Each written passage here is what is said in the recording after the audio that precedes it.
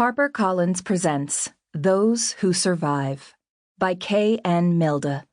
Read by Ashleigh Haddad. Part 1. Chapter 1. Tomorrow is recruitment day. Or as I like to call it, sign your suicide contract day. And like all the sane people alive, who are few, both in terms of sanity and life status, I don't plan on sticking around for it.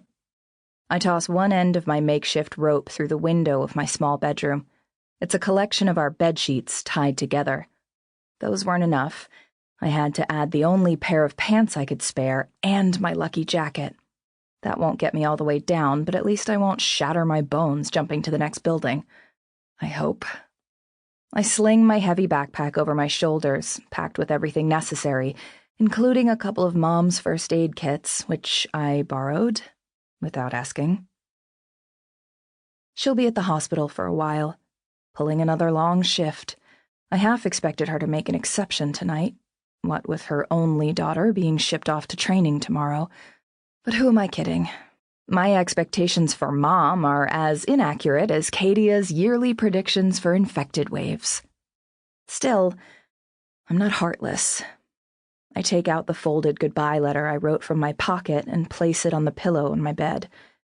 To be fair, I never lived up to Mom's expectations either, but I'd still like her to know why I left.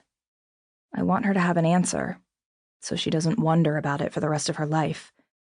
One loose end is enough, for both of us. My chest constricts. A blurry grin passes before my eyes. I shut them tight, hoping to see the rest of his face, but it's already gone. I shake myself off. Focus, Ashleigh. Positioning myself on the windowsill, I pull my hood over my head. Here's hoping I don't sweat to death in this, but having bright pink hair basically means I'm the sole lit lamp in an otherwise dark city. The spores might as well mistake me for a flare signal. All thanks to Hayes, using me as her personal testing ground for expired hair dyes. Then again, I'd be devastated if something happened to those gorgeous blonde curls of hers. I put one leg out of the window and take a last look at the sector. The distant rumble of generators echoes through the city. Lights from the Sector Protection Forces HQ and a few other buildings dot the place like sprinkled stars. Not the worst view from the tallest building in the sector. Hands tight on the rope, I bring my other leg out, then bounce off the window.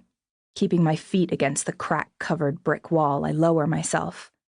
It's quieter than normal around our street. Most SPOREs are stationed in the northern areas of the sector, supervising the work of the maintenance crew in preparation for the recruiters. They'll arrive early in the morning, long after I'm gone.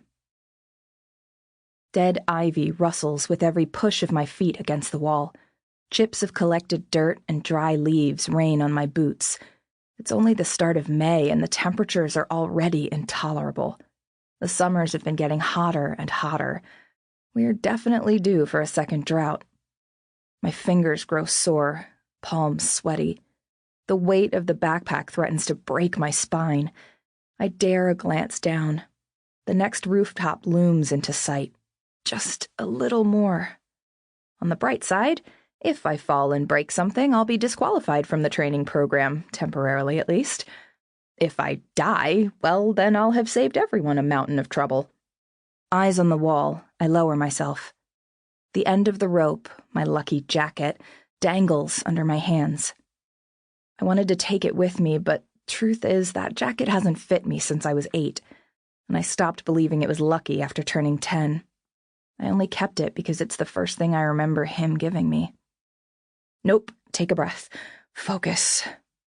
I step onto the trim below, slowly turning so my back is to the wall and the next rooftop in front of me. My eyes drop to the hollow gap in between. A straight fall to a narrow alleyway piled with mountains of trash. Wow, the cleaning crew sure has been slacking. I look up again, bracing myself. Then take the leap. For a few seconds, I float in the air as though time has slowed. A high storms my body, a thrill like nothing I've ever felt. Sample complete. Ready to continue?